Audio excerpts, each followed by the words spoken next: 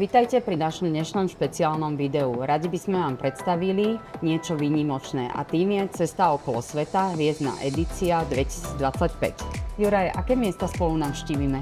Pre rok 2025 sme vybrali 8 relatívne netradičných a málo známych cestovateľských lokalít, ktoré bežného cestovateľa možno, že nenapadne navštíviť, a keď áno, tak je tam relatívne zložité sa dostaviť. Poletíme západným smerom s prvou zastávkou na ostrovoch Azory, ďalej sa presúvame do Karibiku na relatívne maličké neznáme súostrovie Svätý Krištof a Nevis, pokračujeme do mexického luxusného letoviska Los Cabos, odtiaľ na Havajské ostrovy, a to najznámejší ostrov Oahu. No a do severnej pologuli sa presúvame cez dátumovú hranicu a zároveň aj cez rovník na južný ostrov Nového Zélandu do lokality Christchurch a odtiaľ ešte viac južnejšie na austrálsky ostrov Tasmánia.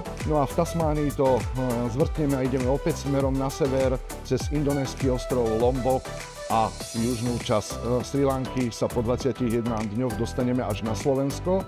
A prečo západným smerom? Má to svoju logiku, svoje opodstatnenie. Každý človek oveľa lepšie znáša časové rozdiely, jetlagy v lietadle, plus tie naše lety sú v priemere niečo medzi 5 a 6 hodinami, lietame výlučne len cez deň, čiže každý cestujúci príde do svojej ďalšej zastávky destinácie relatívne veľmi príjemne oddychnutý, dúfame, že aj zosocializovaný, čo sa týka pobytu na samotnej palube lietadla. No a bude mať dostatok síl, energie, vychutnať si tie jednotlivé zastávky, či už ako klasický turista, ako ten, čo rád leží na pláži, relaxuje, alebo naopak druhá časť, tí, čo sú zanietenci golfu a budú môcť hrať golf. Takže táto cesta, všetky tie zastávky boli prispôsobené pre bežného turistu, ale aj golfistu a ideálne pre taký pár, ktorý jeden hrá golf, druhý nehrá golf, ale môžu si užiť dokonalú dovolenku, keďže cestujú 21 dní spolu.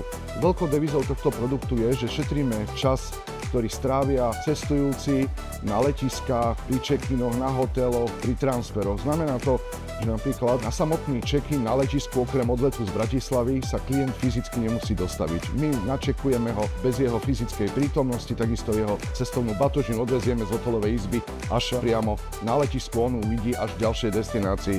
Ďalším momentom je to, že nevyberáme také hotely, do ktorých treba ísť viac ako pol hodinu transferu, čiže zase si vážime každú polhodinku toho cestovania. No a samotné aj tie hotely na edíciu 25 sú úplne top, čo sme zatiaľ mali kedy zorganizované. Sú to svetoznáme značky, ako je Park Hyatt, Four Seasons, Shangri-La, Oberoi alebo módna značka Nobu s jej fantastickými reštauráciami.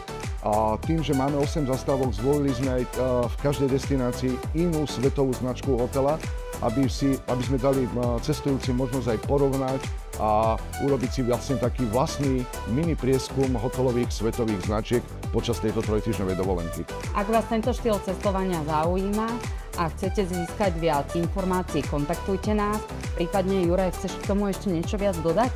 Výhodou nášho cestovania je to, ako som spomínal v začiatku, že my máme na palube 60 cestujúcich. To znamená, že 60 cestujúcich vystúpi z toho lietadla v oveľa kratšom čase, ako je to veľká komerčná linka s X100 cestujúcimi. Poďalšie máme na všetkých letiskách pripravený batožinový servis, aj keď to nie je možné úplne urobiť tak, že cestujúci odíde bez batožiny priamo z lietadla, lebo predsa platia tie určité colné a pasové kontroly, ale ako náhle už tú svoju batožinu identifikuje, tak naša služba mu berie a on odchádza do hotela len so svojou príručnou batožinou a svoju cestovnú si nachádza už priamo na hotelovej izbe. Ten samotný hotel je jedným zo zážitkov na cestovanie. Proste bývať v hoteli, ísť na výborné raňajky na terase, či už s výhľadom na more alebo na trebárs v inej destinácii na krásne hory, tak toto patrí tiež k tým highlightom cestovania okolo sveta.